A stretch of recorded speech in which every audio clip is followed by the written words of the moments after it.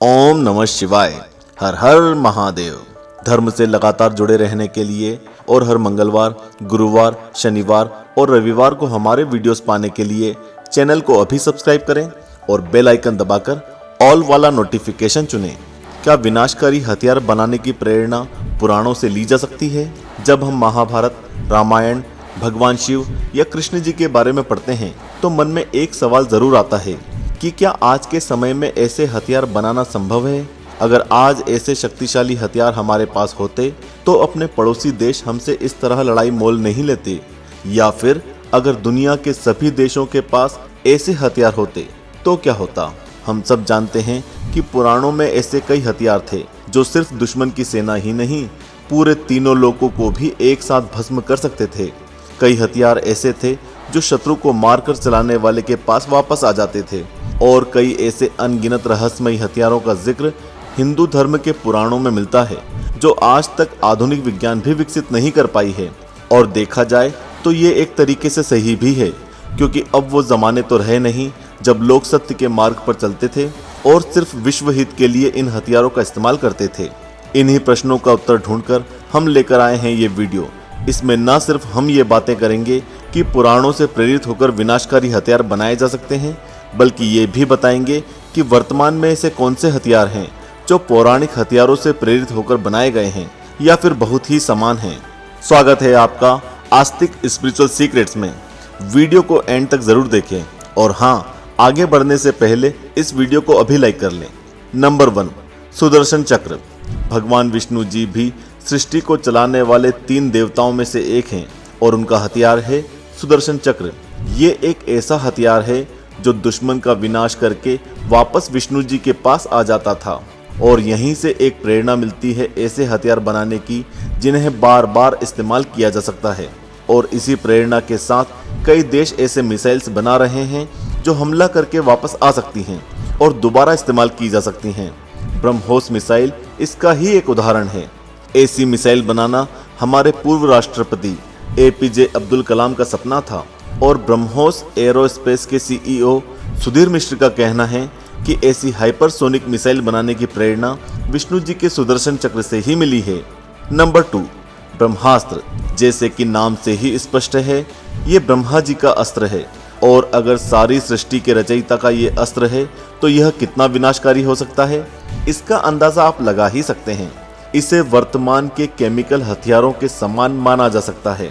Chemical हथियारों के समान इनको भी अगर एक बार छोड़ दिया जाए तो इन्हें काबू करना संभव नहीं है, और इससे बहुत अधिक मात्रा में विनाश होता है।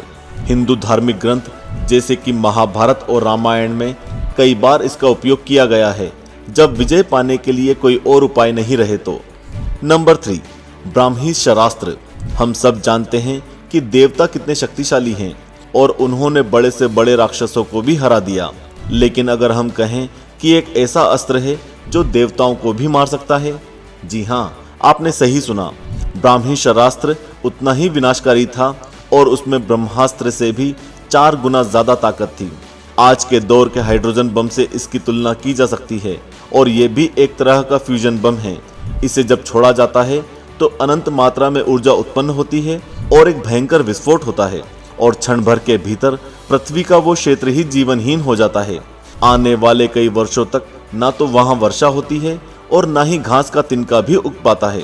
पुराणों में बहुत ही कम ऐसे चरित्र हुए हैं जो इस अस्त्र का उपयोग कर सकते थे, और उसी तरह आज भी विश्व में अमेरिका, रूस, UK, फ्रांस, चीन और भारत ही ऐसे देश हैं जिनके पास यह शक्तिशाली अस्त्र है।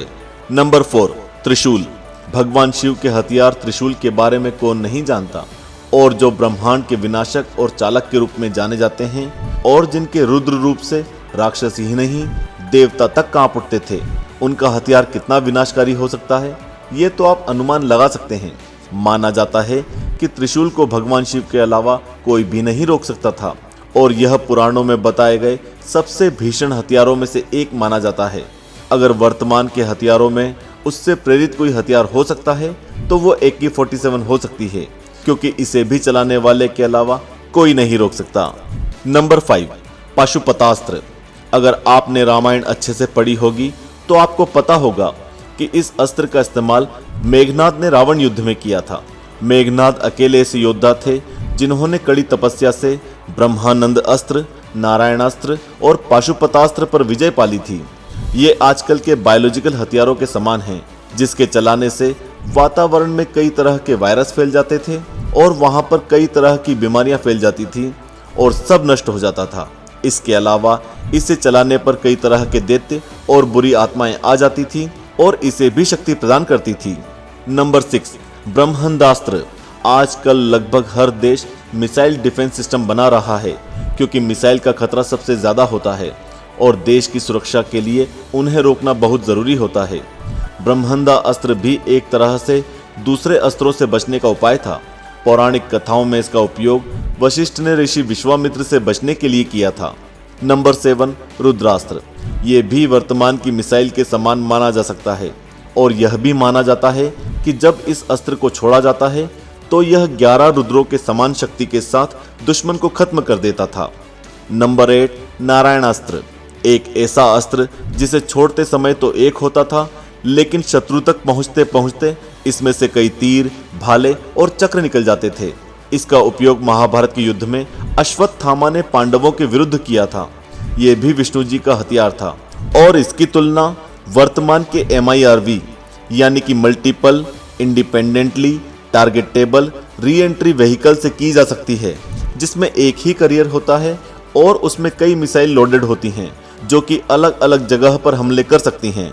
इस तरह पुराणों में इनके अलावा भी बहुत सारे ऐसे हथियार हैं जो अभी तक आधुनिक विज्ञान विकसित नहीं कर पाई है, लेकिन आने वाले भविष्य में उनसे प्रेरित हथियार बनना कोई आश्चर्य की बात नहीं।